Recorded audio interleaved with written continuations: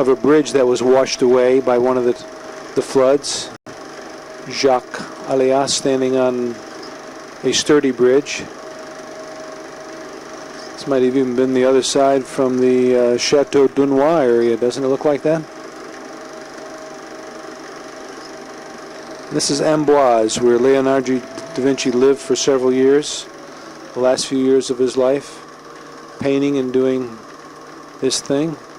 Michael was just full of energy, and Caryn was enjoying the peace and quiet of the flowers and the meadows.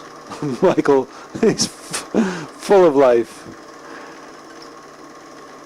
Hasn't changed a bit. Look at them. Let's go. That's the ring that Adrie just gave to Nick Cricket. Cricket's wearing that 10-year wedding anniversary present, which we got when we left Boca Raton, or when we lived in Boca Raton. Probably got it a little early, since our 10th year anniversary would have been 71, and we actually left in 70, summer of 70. Look at the wind. Wind was blowing like crazy. Kids threw their jackets up and it blew it away. There's the sign to Chenonceaux. We'll go there later. But right now we're filming the flowers and scenery at Amboise. This is up on top of a very high cliff looking down on the Loire Valley. I think this is Amboise. And that's the chapel, I think, that Leonardo da Vinci is buried in. Beautiful flowers and very, very well kept gardens everywhere. All of these chateaux were just extremely well kept. Of course, they were money makers with the Adrie and René Claude and the kiddies taking a little walk. Beautiful shaded path. There's Chenonceaux.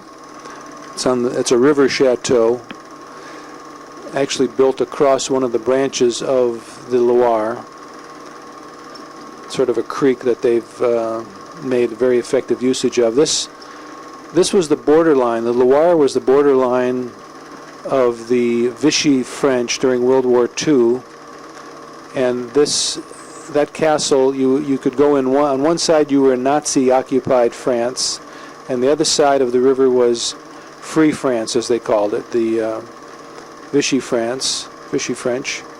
And if you walked through that castle, you went across the borderline, so there was an escape route for victims of the Nazis fleeing into southern France, right through that building.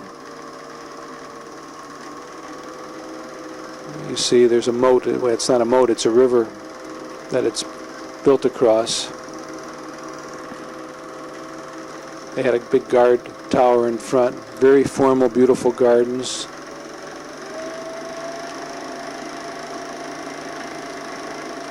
Just lovely, delightful structure. Caryn stopping to say hello. How you doing, cat? Little cat girl.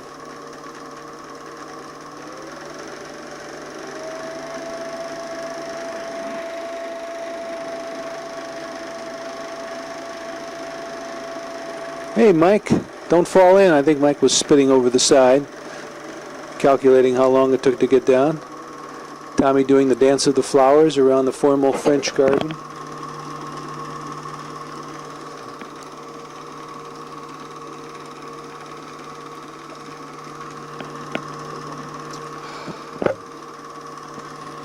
There's Caryn and Michael, Adrie.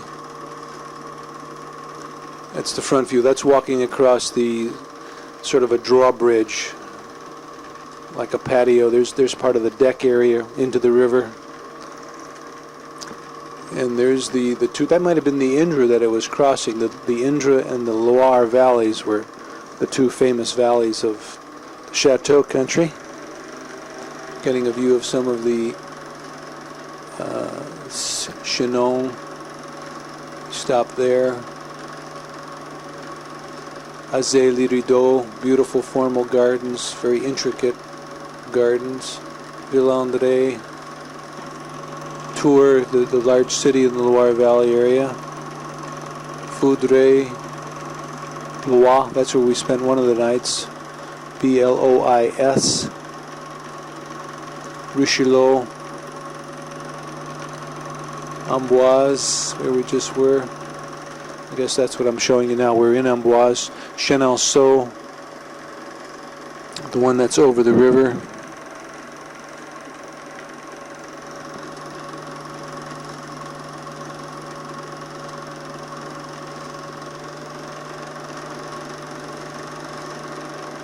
This was a map along the side of the road that if you got lost, you were able to get.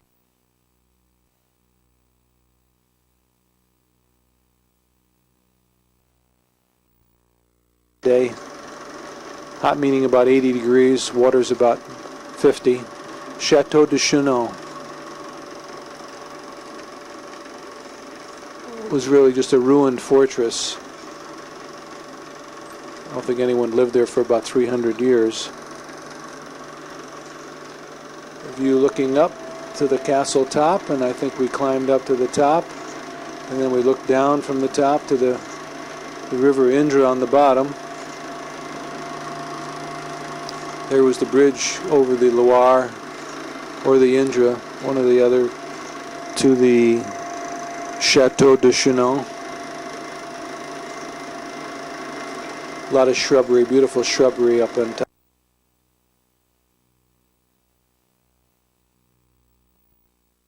Chianti is what I'm thinking of. Italy consumes all the Chianti it grows, but they mix up all kinds of other garbage, send it to the United States, and the Americans buy it like crazy, thinking they're buying Chianti. Here's some of the... There's a tree they say was growing at the time of Joan of Arc. And look at the way this bush has been cut. Or actually, it's a tree, but this bush is growing on the bottom. And here's Azay les Rideaux. Opens 9 o'clock for the Sound and Light show. Beautiful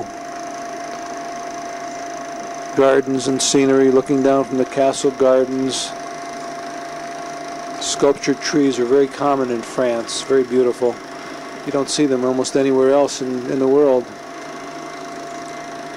Of course, Japan does their miniature bonsai plants. Very sculptured look. Is that Caryn right there? Pink lady. And this is Loire Indre. Looking at some fish, goldfish in the pond there. We didn't catch it very well. Loire Indre once had beautiful sculptured formal gardens, but it's really now a crumbling private chateau. They're trying to raise money, but of course these pictures were 73 was 17 years ago, so it may have changed completely by now, but there's the gardens. Picture postcards of these gardens are more beautiful being touched up, and they're also very old. There's some of the beautiful formal gardens.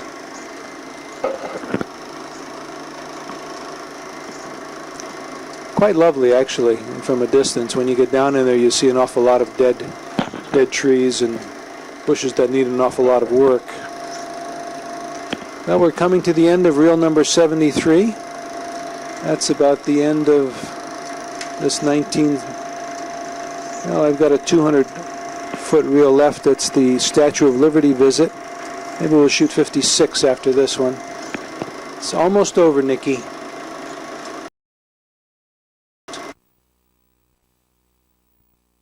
The Statue of Liberty. Caryn, Michael, Tommy, Margie, Adrie, and the GB are going to take the Statue of Liberty ferry. I think that's the Staten Island ferry coming in, or I could not some barge, but the Staten Island ferry comes in right near the same dock. There's a police going by, famous New York police, and there's the family. The Eagle looking over Battery Park in New York, the Bowery and the Battery sections of New York. At that time, you could take the Staten Island ferry for a nickel. There are the markers to some, I think it's World War II veterans. Might have been the Vietnam veterans there too. No, 73 it wouldn't have been. There's the twin 110-story World Trade Center buildings, now owned by Mr. Trump. Donald Trump, rather. King Kong climbed those